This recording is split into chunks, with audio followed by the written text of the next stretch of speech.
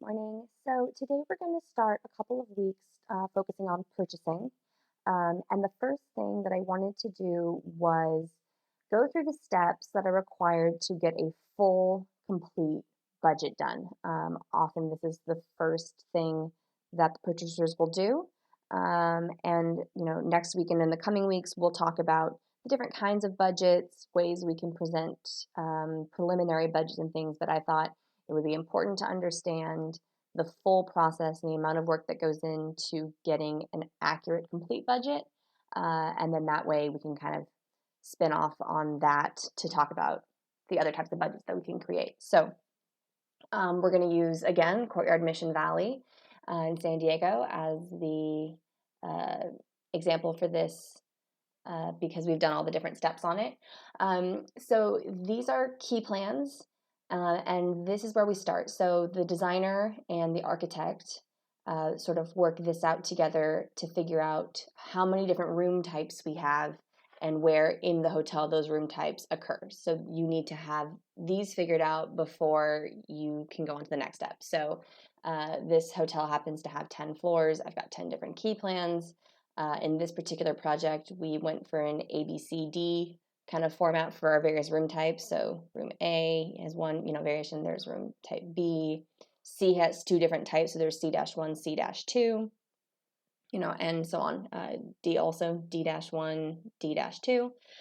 So you go through and you're going to have this for every single floor of your property. So, third floor through, 10th floor in this case. And then with this information, you create a matrix because it's important. You have to know how many room type A's do we have, because each room type gets its own furniture layout. And we can talk about that on another week. But so then from this, you create a room matrix. So this is the room count matrix for Courtyard Mission Valley. You can see room types A, B, C.1, C.2, all the room numbers that fall under that.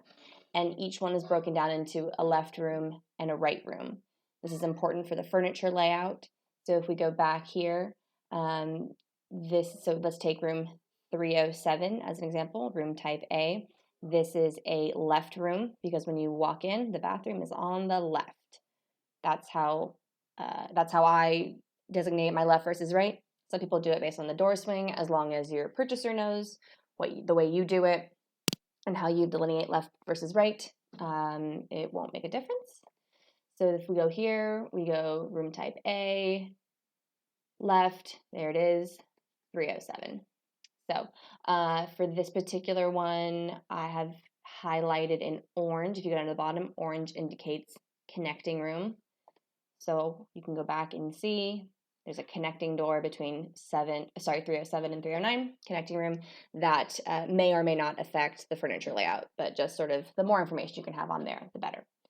Once we have that, you can see at the bottom, we've got total lefts, total rights, and total overall. And then it's a good way to check to make sure you've accounted all of the rooms, because your total should add up to the total number of rooms in your property, in this case, 321. Once we have that, and we've broken down all the different room types, how many we have and where they are, the designer does room layouts for each room type. So again, we'll stick with this is room type A, which is a king room in Tower 1. This is the furniture layout for room type A. And every piece of furniture is tagged with a number that corresponds to a spec.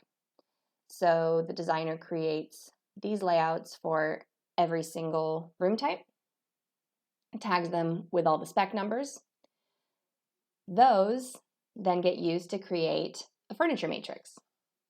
So a furniture matrix, which we have,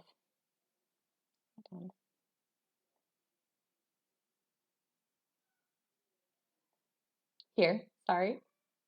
There it is. So the furniture matrix is created by the purchaser. So they take the totals that we got from our room matrix. So again, room type A, left, there's 30. Right, there's 27. So there's your 57 A types.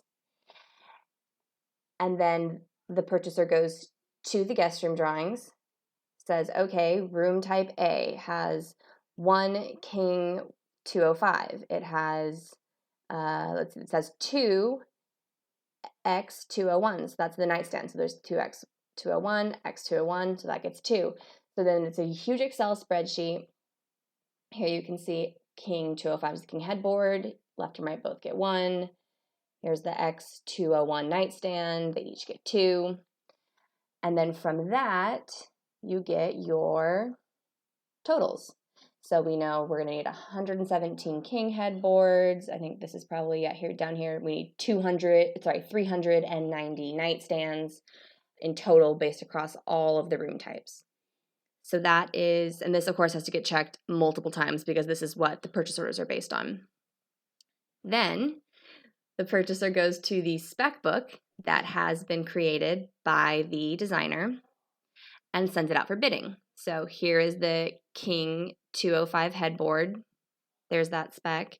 And you know, this is the spec book for this property. It's got the mattresses, the platforms, every single item that's tagged on the plans has a spec attached and coordinated. There's your there's the 203, that's the queen. There's the 201 nightstand, that's what it looks like. So then the purchaser creates a purchase order that says, or creates a quote for the vendor. So they say, hey, here's the spec, here's what you're building. In this case, we sent it to Fairmont. That's who was going to build it for us. Say, hey, I have this nightstand, it's the brand standard nightstand. I need, 390 of them and all the way down the list. And this has to get created for every single vendor. So case good vendor, soft good vendor, any of the various fabric vendors, wall covering, everything that's in the room gets sent off for bidding. The vendors come back to us with here's how much 390 of those will cost. And then that gets compiled into the budget. So that is how you get accurate budget numbers. All of that has to happen. You have to have completed key plans that are labeled to understand where the room types are in the building. You have to have designed and tagged furniture plans for every single room type. You have to have a matrix that calculates how much furniture and what furniture pieces go in each room to get the totals. You then need fully completed specifications from the designer to be able to accurately put those totals onto that to send out into the vendors. And that's when you get back your fully complete and accurate budget number that gets sent to the client for approval.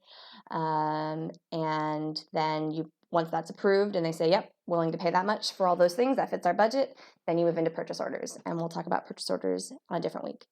But that is the process for getting a fully accurate and complete budget for the purchasers. Next week, we'll talk about modifications to this process, ways we can get preliminary budgets, way we can estimate budgets. But this is the fully accurate, correct way to get a budget complete for a project.